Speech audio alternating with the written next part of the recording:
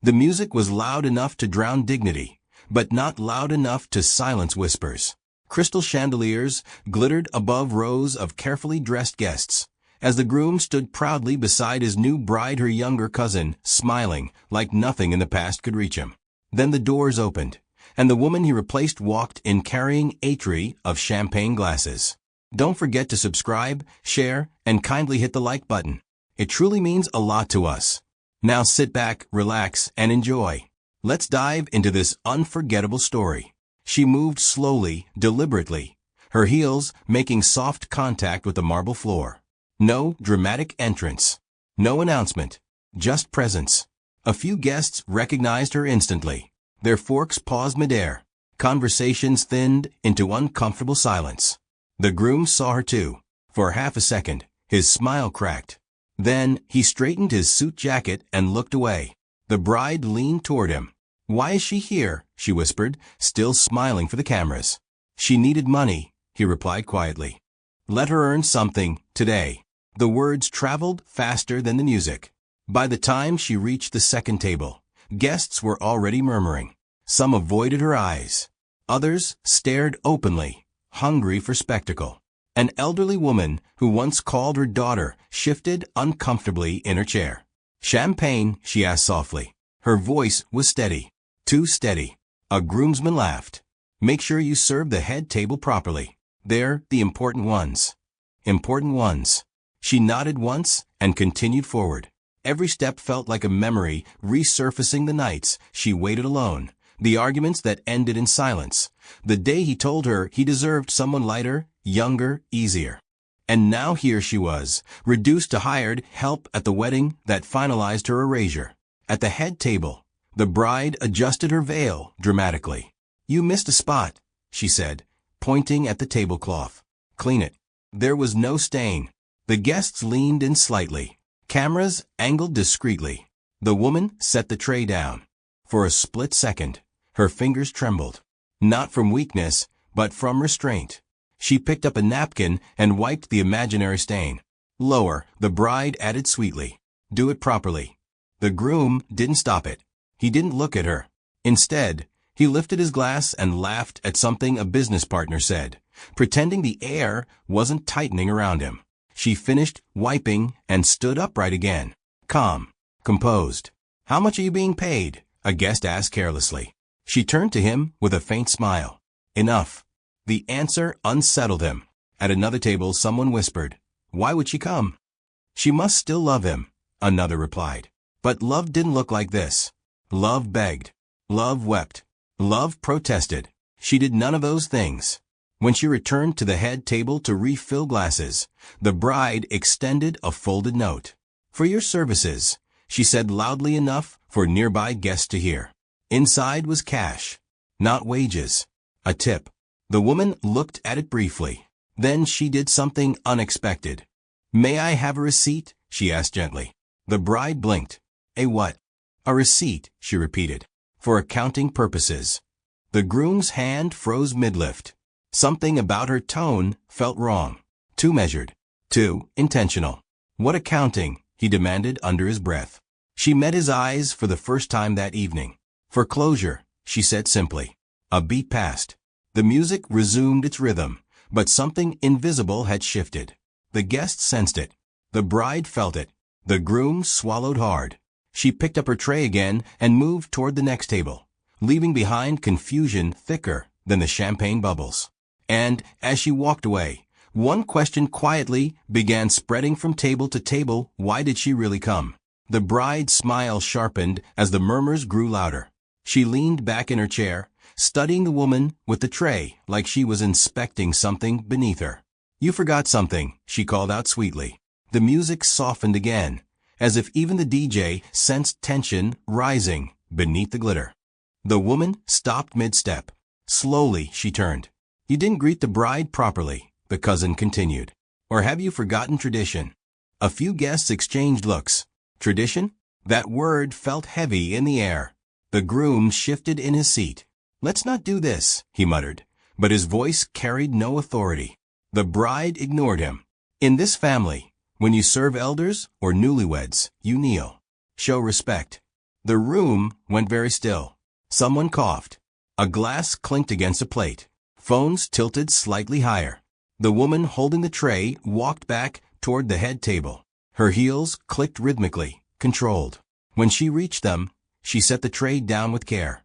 No rush. No hesitation.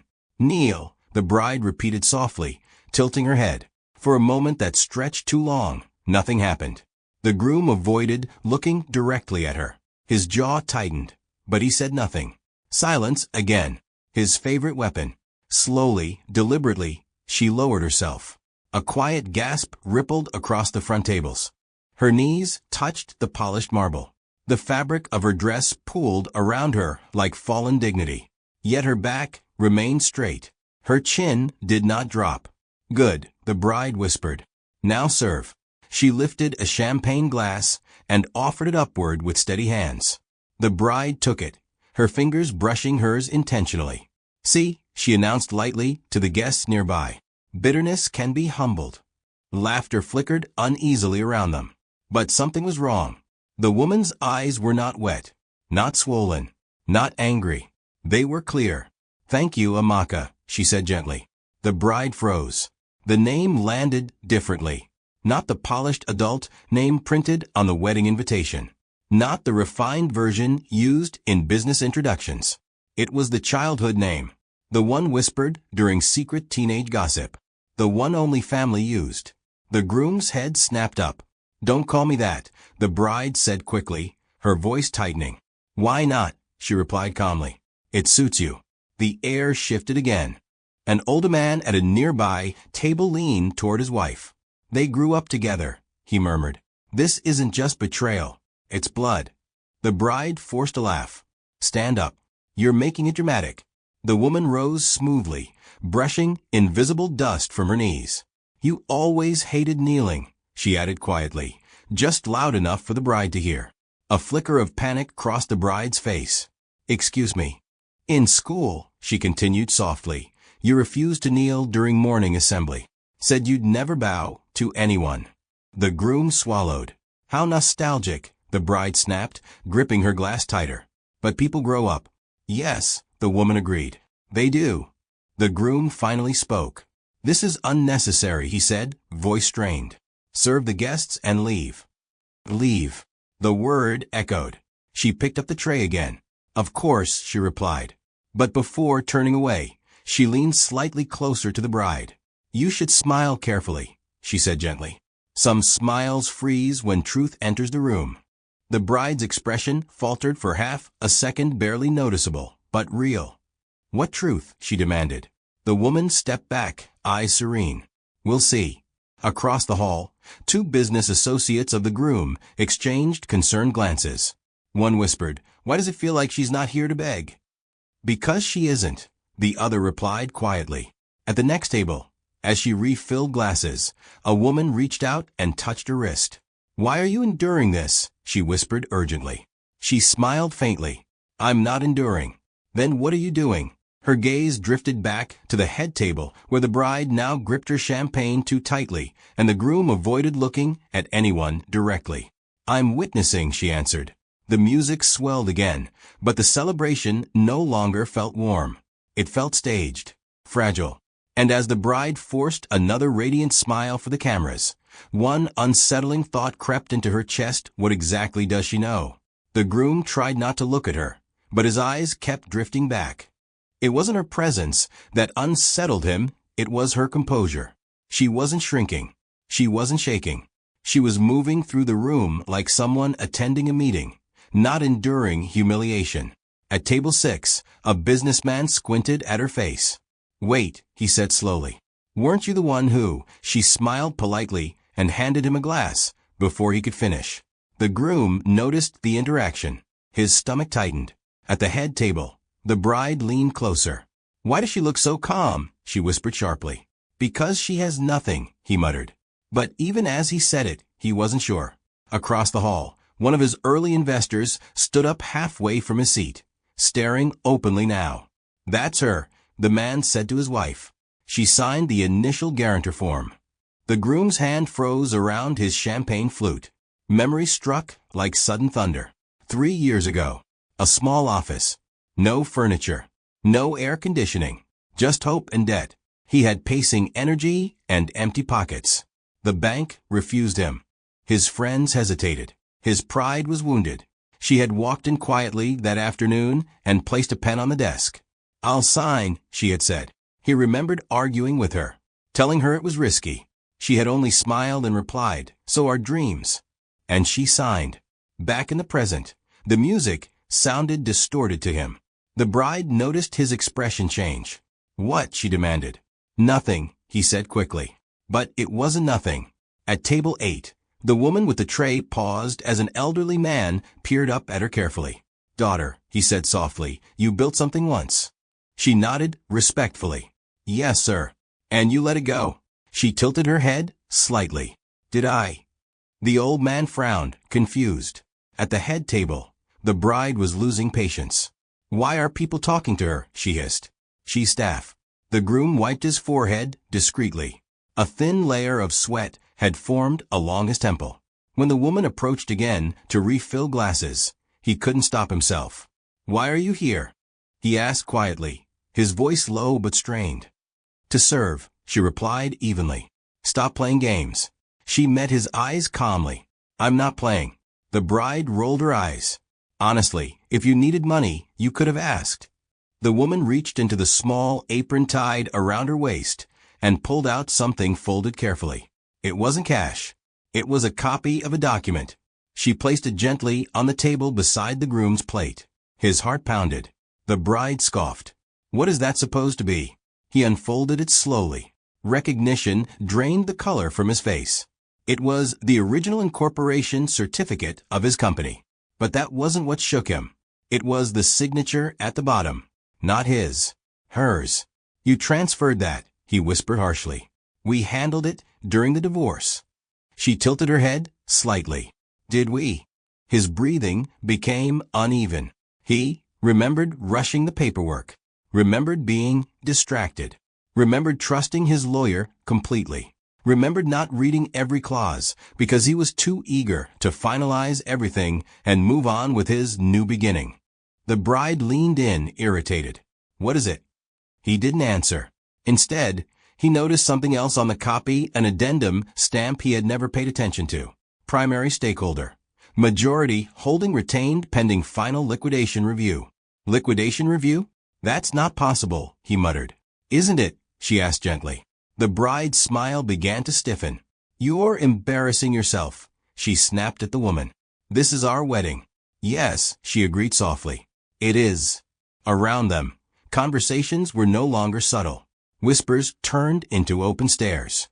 Two of his business partners were now standing near the edge of the hall, clearly unsettled. The groom looked at her fully now. "What did you keep?" he demanded under his breath. She picked up her tray again. "Everything you forgot," she replied. And as she walked away, leaving the document trembling in his hand, one terrifying realization began forming in his mind. Had he ever truly owned what he was celebrating tonight? The music faltered first. It wasn't dramatic, just a slight distortion in the speakers, like a skipped heartbeat. The groom barely noticed at first. He was still staring at the document in his trembling hands, rereading the clause he had once ignored. Pending final liquidation review. "What does that mean?" the bride whispered sharply, her polished smile beginning to ache. Before he could answer, the wedding planner hurried toward the head table, her heels clicking too fast to appear calm. She bent slightly toward the groom, her face pale. "Sir, there's an issue." "Not now," he snapped under his breath. "It cannot wait." The bride's fingers tightened around her bouquet. "What issue?" The planner swallowed. "We've received a directive from ownership." The word landed strangely. "Ownership?" the groom repeated. "Yes, sir, the venue." He blinked. "What about it?" The planner hesitated, then lowered her voice. "There's been a temporary suspension of premium services pending financial clarification." The bride laughed nervously. "That doesn't even make sense." Across the hall, waiters began slowing their movements. A few stopped entirely. One quietly removed a tray of expensive hors d'oeuvres from a VIP table. Murmurs began rising like heat. "What financial clarification?" the groom demanded. The planner glanced subtly toward the far end of the room. She was standing there, calm, speaking softly to a man in a dark suit. The venue director. No, the groom breathed. Yes, the planner confirmed. We received documentation this morning. Majority stakeholder rights were activated. The bride stared. Stakeholder of what? The planner's voice dropped to almost nothing. Of this property group. The bride's smile flickered then froze. That's impossible, the groom said. This venue belongs to the Adeyemi Holdings Consortium. Yes, the planner replied carefully. Which merged last year. The memory hit him too late. A strategic acquisition. Quiet. Technical. Boring paperwork he had skimmed while distracted by wedding preparations. He turned slowly toward her. She wasn't looking at him. She was reviewing something on a tablet handed to her by the director. One of the groom's business associates stood abruptly. Is there a problem? He called out. Before the groom could respond, the master of ceremonies stepped toward the microphone, clearly uncomfortable. Ladies and gentlemen, he began cautiously, we're experiencing a brief technical adjustment. Please remain seated. Guests exchanged confused glances.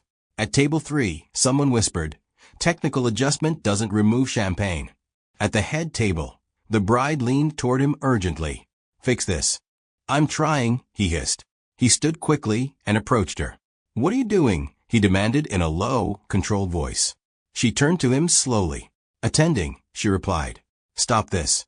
I haven't started anything. His jaw tightened. You're enjoying this. She looked at him for a long moment. No, she said quietly. I endured enough enjoyment for both of us. The venue director stepped forward respectfully. Sir, he addressed the groom. As of 10 a.m. this morning, controlling interest protocols were triggered due to an unresolved marital asset clause. The bride's breathing became shallow. Speak clearly. The director nodded. The majority rights holder requested a review of all major expenditures tied to shared property assets. The groom felt the ground tilt slightly. You signed it during restructuring, she said softly. You were in a hurry. I would remember, he insisted. You didn't read. A waiter approached nervously. Sir, the fireworks display has been placed on hold. What? The bride exclaimed. And the live band requires confirmation of payment release. Guests were no longer pretending not to watch. The groom lowered his voice. What do you want? She held his gaze evenly. Nothing, she replied. That's a lie. She tilted her head slightly. You wanted replacement. You wanted public celebration. You wanted me invisible. The bride stood abruptly. This is harassment. No, she said gently. This is paperwork. The director cleared his throat. Until clarification is completed, premium privileges are paused. The chandeliers still sparkled. The flowers still bloomed. But something essential had shifted. Control. The groom swallowed hard as the bride's radiant smile hardened into something brittle and strained. And as the guests whispered openly now, one terrifying truth settled over the head table. This wasn't chaos. It was procedure. The first table to notice was the VIP section. A waiter approached quietly and began removing untouched plates of premium seafood. No announcement. No apology. Just efficient withdrawal.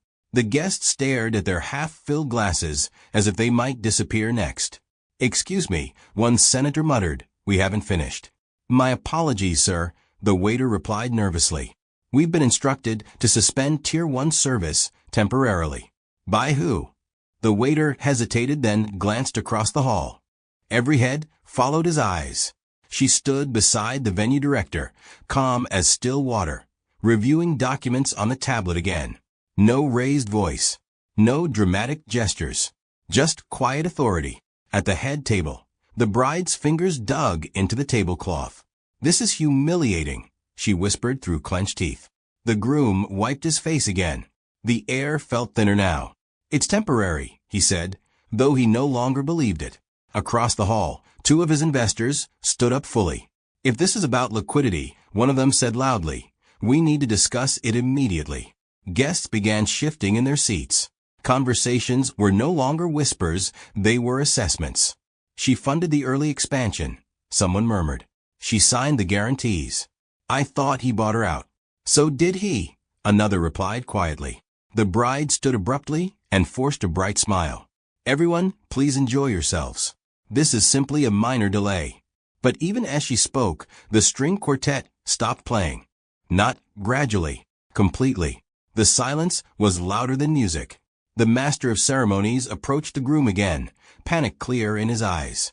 Sir, the musicians have not received confirmation of payment release. Release it, the bride snapped. They require authorization from controlling signatory. The groom's chest tightened. That's me. The MC hesitated. It appears it is no longer singular. The bride turned slowly toward him.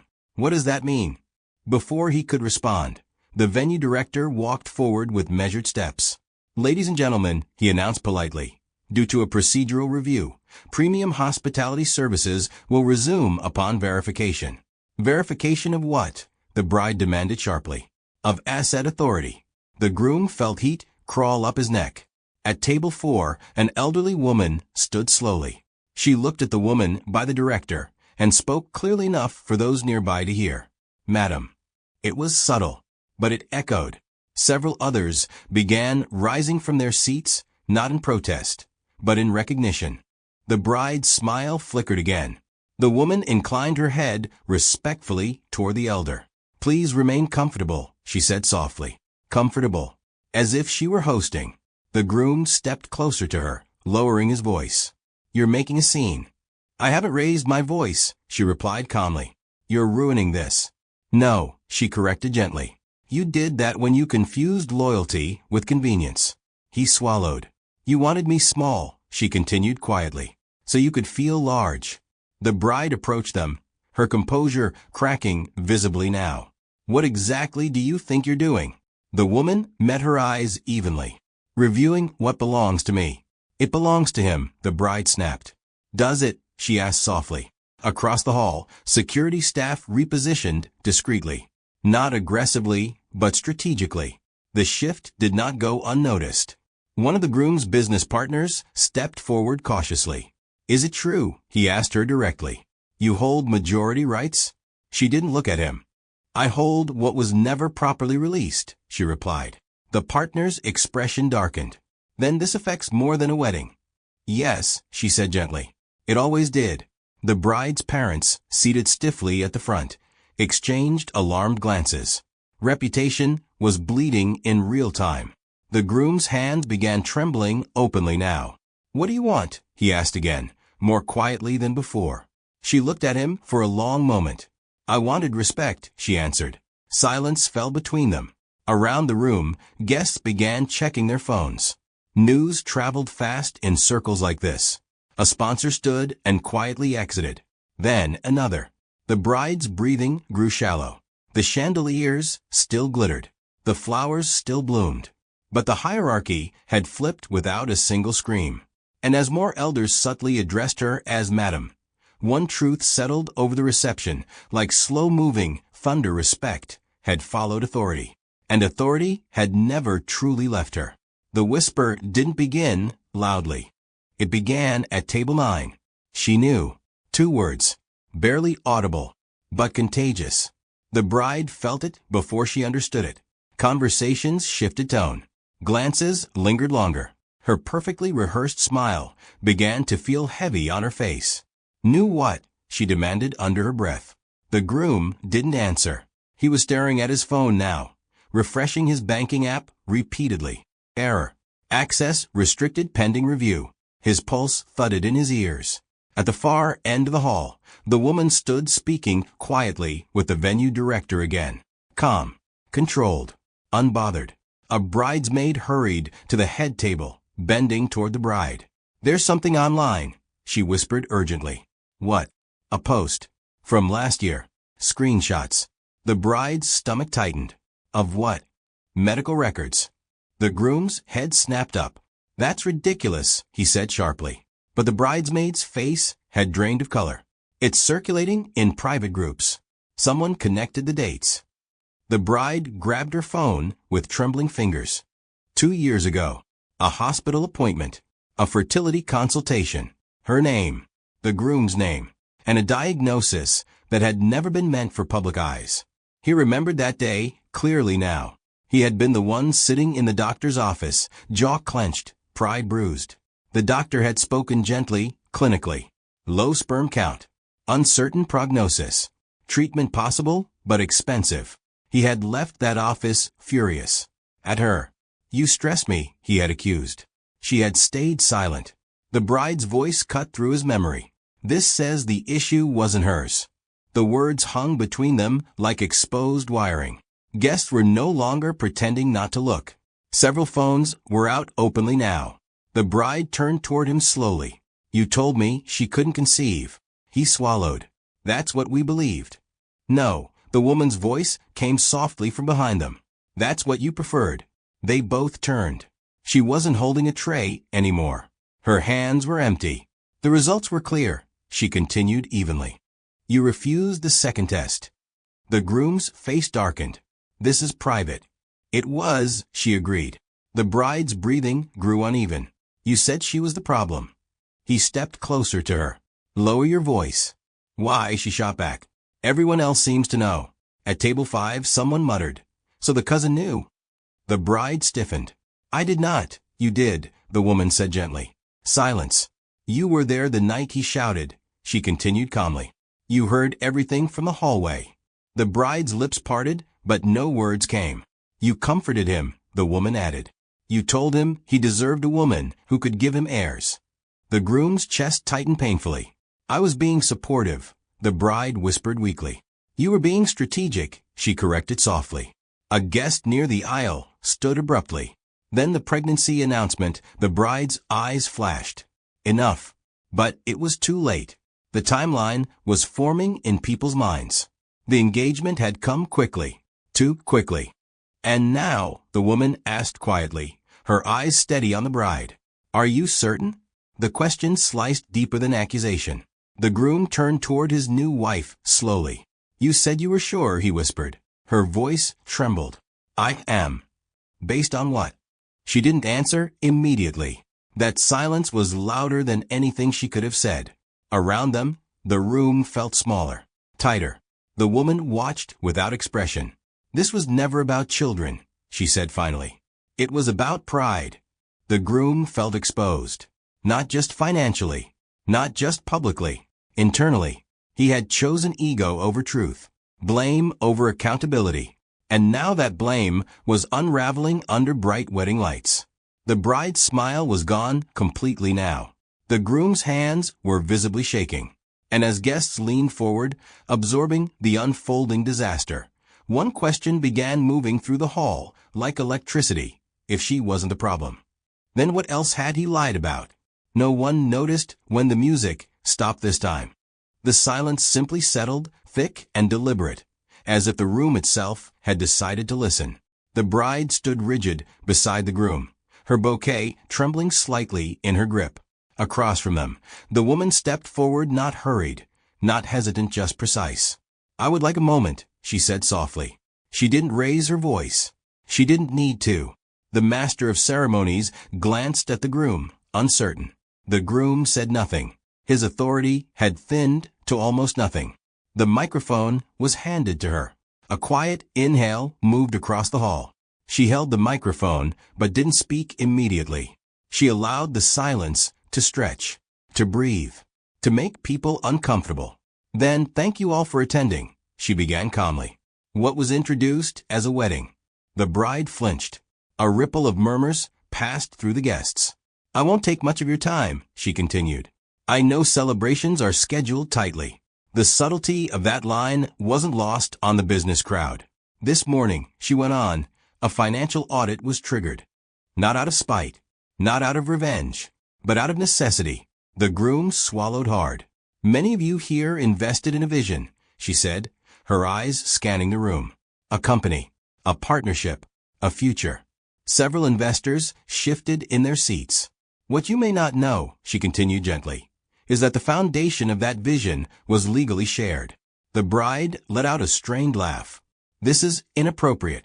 She turned her head slightly toward her cousin. "What's inappropriate is rewriting history in front of witnesses." Silence. The groom stepped forward. "This is between us." "No," she replied evenly. "It never was." She faced the guests again. "I signed the original guarantees," she said. "I absorbed the first losses. I restructured the second loan when the banks refused renewal." Murmurs intensified. "And when the company stabilized," she added softly, "I was advised to step aside." Her eyes moved briefly to the groom. "For optics." A businessman in the second row frowned. "You still hold majority rights?" "I hold controlling creditor authority," she clarified. The word creditor hit differently. The groom's face paled. "That means," she continued calmly, "all large-scale asset expenditures linked to the original marital partnership are subject to review." The bride's voice cracked. "You're doing this at our wedding?" She finally looked directly at her. "You chose the stage." The air felt electric. "I did not come here to shout," she said into the microphone. "I did not come here to beg." She paused. "I came to close accounts." The groom felt something cold settle in his chest. "You owe money," she said quietly, not into the microphone now, but directly to him. His voice trembled. "We settled." "No," she corrected gently. "You assumed." A notification sound echoed from somewhere in the hall. Then another. Phones lighting up. Bank alerts. Investor alerts. Internal memos circulating. One of the groom's senior partners stood abruptly. "Are we exposed?" She answered, without hesitation. "Only to truth." The bride stepped back slightly, as though the ground had shifted beneath her heels. "This is cruelty," she whispered. "No," the woman replied softly. "Cruelty is public humiliation." The words hung heavy. The groom remembered handing her that tray, remembered allowing her to kneel. His throat tightened. "You could have spoken to me privately," he said, voice cracking. "I tried," she answered. "You blocked my number." The room absorbed that quietly. "This audit will conclude within 48 hours, she said back into the microphone. "Those unaffected have nothing to fear." "And him?" someone asked boldly from the back. She looked at the groom. "That depends on what he signed." The bride's smile, what was left of it, finally dissolved. The groom's hands were no longer steady. She handed the microphone back without flourish. No dramatic exit. No applause. Just quiet consequence. And as she stepped away from the center of the room, one realization began settling over every guest present. This was never a wedding interruption. It was a reckoning scheduled precisely on time. The first vibration came from his pocket. A sharp, unfamiliar buzz. He ignored it. Then another, and another. Around the hall, the same sound began echoing, phones lighting up like small alarms in the dimmed reception glow. Investors, partners, account managers, notifications stacking faster than breath. The groom finally pulled his phone out. Account access temporarily restricted. He blinked. Refreshed. Same message. His throat tightened. "This is a glitch," he muttered. The bride grabbed his arm. "Fix it." He tried logging into a secondary account. Review pending authorization. His palms began sweating openly now. Across the hall, security staff repositioned again closer to the exits. Not aggressively, procedurally. The woman stood near the venue director, speaking quietly. No raised tone. No visible satisfaction. Just efficiency. The bride stepped toward her. "Stop this." She turned slowly. "Stop what?" "You've made your point." "I haven't made one." The groom joined them, voice lowered but shaking. "You froze my accounts." "I activated review protocols," she corrected calmly. "In the middle of my wedding?" "You scheduled it," she replied softly. His chest rose and fell unevenly. "You're humiliating me." She looked at him for a long second. "You did that yourself." Behind them, a loud whisper cut through. "The fireworks vendor just left." "What?" The payment guarantee bounced. The bride's fingers tightened painfully around her bouquet. "This is sabotage," she hissed. "No," the woman said evenly. "It's compliance." One of the groom's senior partners approached carefully. "We need immediate clarification. Is the expansion loan secured or not?" The groom's mouth opened. Nothing came out. The partner turned to her instead. She met his gaze calmly. The expansion loan is tied to jointly held collateral pending marital asset reconciliation. The words hit like controlled detonations. The partner stepped back slowly. "You're destroying everything," the groom whispered. She shook her head, slightly. "Everything unstable collapses on its own." The bride's composure cracked fully now. "You're bitter." She didn't respond immediately. "Then if I were bitter," she said quietly, "I would have come earlier." Silence. That landed deeper than shouting ever could. The groom's phone vibrated again. "Incoming call, legal department." He declined it. Then another message flashed across the screen. "Emergency board review called." His hands began trembling visibly now. The bride saw it. For the first time that evening, fear replaced irritation in her eyes. "You said everything was transferred," she whispered. He didn't answer. She stepped back slowly. Across the hall, guests were no longer seated politely. Some were standing. Some were leaving. Some were recording openly. The woman watched none of them. Instead, she looked at the groom. "You asked what I wanted," she said softly. He nodded weakly. "Nothing from you," she continued. "Then why?" "Because closure requires acknowledgement." His voice broke. "I would have paid you." "It was never about payment." The bride's voice trembled. "Then what?" She looked between them. "Respect." Another notification sound. The groom glanced down. Temporary freeze extended. His breathing grew shallow. "You can reverse this," he said urgently. "Please." She didn't blink. "I'm not here to reverse," she replied. "I'm here to finalize." The bride's smile, what remained of it, was gone completely now. The groom's shoulders slumped, trembling no longer subtle. And as the reception dissolved into confusion, one brutal truth settled into his bones: regret arrives when pride has no more leverage left. The hall no longer sounded like a wedding. It sounded like damage control. Clusters of guests stood in tight circles, speaking in hushed but urgent tones. Investors were on calls. The bride's parents sat stiffly, faces pale. The once perfect floral arrangements now looked like decorations at the wrong event. At the center of it all, the groom stood facing her. His tie was loosened, his confidence gone. "Let's talk privately," he said, his voice low and strained. "We are," she replied calmly. He glanced around at the watching eyes. "Not like this." "You preferred public," she said softly. The words cut deeper because they were true. The bride stepped forward again, desperation creeping into her tone. "What will it take to end this?" She turned to her slowly. "End what?" "This review. The freeze. The embarrassment." She tilted her head slightly. "Embarrassment is temporary." "And this?" the groom demanded. "This is contractual." A man in a dark suit approached cautiously his lawyer. "We've reviewed the preliminary triggers," the lawyer said quietly to the groom. "There is a clause." "What clause?" he snapped. The lawyer swallowed. "There's no forgiveness clause." Silence. The groom blinked. "Explain."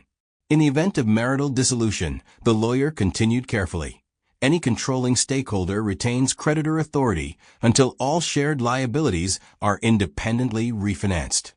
The bride frowned. "In plain English." The lawyer hesitated. "She never released him," he admitted. The words settled like dust after collapse. "I thought the settlement," the groom began. "Covered optics," the lawyer interrupted softly. "Not leverage." She watched him absorb it. "You signed quickly," she said gently. "You were in a hurry to celebrate." He remembered that day clearly now. The divorce papers. His impatience. His certainty that he was stepping into something better. He had skimmed. He had assumed. He had underestimated. "You could have told me," he whispered. "I tried." He looked up sharply. "You blocked my calls," she continued calmly. "You said there was nothing left to discuss." His throat tightened painfully. Around them, the bride's parents stood up quietly.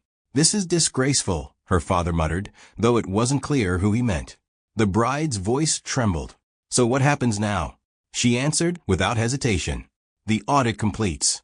And then, if liabilities remain unresolved," she said evenly, "asset recovery proceeds."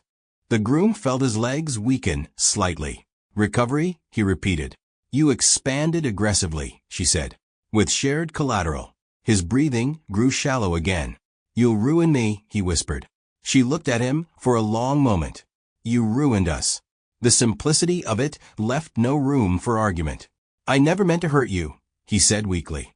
She didn't respond immediately. "Intent doesn't erase impact," she replied softly. The bride stepped back slowly, her earlier confidence completely dissolved. "So there's nothing we can do?" she asked quietly. She turned toward her. "You could have chosen differently." The groom's eyes burned not with anger, but with something heavier. Regret. "If I apologize," he began carefully, "does it change anything?" She met his gaze steadily. This was never about apology. Then what? Accountability. A notification sound echoed again from his phone. "Final review meeting, confirmed 9 a.m. tomorrow. Not months from now. Not negotiable. Immediate." He looked at her as if seeing her clearly for the first time. "You planned this," he said. "No," she corrected gently. "You did." Silence settled between them. Around the hall, more guests began quietly leaving. The bride's veil felt heavier now. The groom's shoulders slumped. And as the lawyer stepped aside to take another urgent call, one truth became impossible to ignore: there had never been a forgiveness clause. Only consequences waiting for the right moment to activate. The hall was no longer divided into guests and hosts. It was divided into witnesses and consequences. Half the tables were empty now. The band had packed their instruments. The cake remained untouched at the center of the room, 3 tiers of carefully crafted illusion. The bride stood beside it, frozen. The groom was no longer next to her. He stood across the room with his lawyer and 2 pale-faced investors, arguing in strained whispers. "You told me everything was secured," one of them said sharply. "It is," he insisted, though his voice carried no conviction. "Not if creditor authority was never released." The bride watched from a distance. No one stood beside her anymore. Her bridesmaids had slowly drifted away, pretending to check on vendors. Her parents were in a tense conversation near the exit. The guests who remained were no longer celebrating, they were observing. She looked toward her cousin. The woman stood near the doorway now, speaking quietly with the venue director one last time. No triumph, no smirk, just completion. The bride walked toward her. Each step felt heavier than the last. "You've made your point," she said, her voice stripped of sharpness now. She turned slowly. "Have I?" "Yes," the bride whispered. "You've embarrassed us." She held her gaze calmly. "No, I removed protection." The bride swallowed. "You think this makes you powerful?" "No," she replied gently. "It makes me finished." The word lingered. Finished. Across the hall, the groom's voice rose suddenly. "You can't withdraw now." All eyes turned. The investor's tone was cold. "We are minimizing exposure." "Exposure?" The groom repeated. "You concealed material risk." The bride felt the ground tilt beneath her. Material risk. She looked at the man she had married barely an hour ago. He looked smaller, panicked, desperate. The illusion was dissolving in real time. She stepped closer to her cousin, lowering her voice. "If you wanted him back, you could have just said so." The woman's expression did not change. "I don't want him back." "Then why destroy this?" She glanced around the fractured reception hall. "I didn't destroy it," she said softly. "I revealed it." The bride's breathing became uneven. "You're cruel." "No," she replied. "I was patient." A notification buzzed from the groom's phone again. He looked down. His face drained completely. "What?" one of the investors demanded. He didn't answer immediately. "Then they've scheduled an emergency board vote." The investor nodded stiffly. As expected, the bride felt something cold slide into her chest. Board vote meant removal. Removal meant collapse. She looked back at her cousin. "You knew this would happen." "Yes." "And you still came?" She tilted her head slightly. "You invited me." The bride's lips trembled. Across the hall, the groom finally broke away from his lawyer and hurried toward them. "This is enough," he said, voice shaking. "Please." The word hung there. Please. It sounded foreign on his tongue. The woman studied him quietly. "You asked me to kneel," she said softly. He flinched. "You handed me a tray." His eyes dropped. "You told them I needed money." His silence answered. The bride stepped back slightly, realization dawning too late. This wasn't rage. This wasn't revenge. This was balance. You could stop it, he whispered. She looked at him one last time. I already have. Confusion flickered across his face. Then he understood. She wasn't escalating. She was leaving. The board vote would proceed. The audit would conclude. The consequences would unfold. Without her. She turned toward the exit. No dramatic speech. No final insult. Just quiet departure. Behind her, the bride stood alone beside a melting cake. And the groom trembling, exposed, shrinking under the weight of his own decisions, finally understood something too late. Regret doesn't shout. It isolates by morning. The wedding no longer existed. Not online. Not in conversation. Not in reputation. What remained were fragments, short clips, blurred screenshots. Whispered summaries passed between business circles like cautionary tales. The groom sat alone in his office, jacket off, tie discarded somewhere on the floor. The room felt colder than usual. His phone had not stopped vibrating since dawn. Board members, investors, legal advisors. Each call carried the same tone. Distance. We need to protect the company. We weren't aware of the exposure. You should have disclosed. He had no defense that didn't sound like excuse. Across town, the bride sat in her parents' living room, still wearing the faint imprint of last night's makeup. The wedding dress hung, untouched, in a garment bag near the staircase. Her mother paced. How could you not know? She demanded. I trusted him, she whispered. Her father's voice was quieter but sharper. Trust is not a financial strategy. She stared at her phone screen. Messages from friends had shifted tone overnight. From celebration, to concern, to distance. One notification stood out. Annulment consultation available. Her fingers hovered. Meanwhile, the woman who had walked out of the reception the night before sat at a quiet cafe. Sunlight resting gently on the table in front of her. No cameras. No whispers. Just coffee. Her phone buzzed once. Audit confirmation received. She exhaled slowly. Not relief. Completion. Back in the office, the groom faced the board through a video screen. A dozen small faces. All serious. The creditor authority was never dissolved. One board member said plainly, I assumed you assumed incorrectly. Another leaned forward. Why were we not informed of the marital clause? It was personal, he replied weakly. It was structural, came the cold response. Silence filled the digital grid. Then we are calling a vote. His throat tightened. Across town, the bride finally made her call. Yes, she said quietly into the phone. I need advice. Her reflection in the window looked unfamiliar to her. Younger, but not wiser. The vote concluded within the hour. The email arrived without ceremony. Temporary removal pending investigation. The groom stared at the screen. Temporary. But he knew what it meant.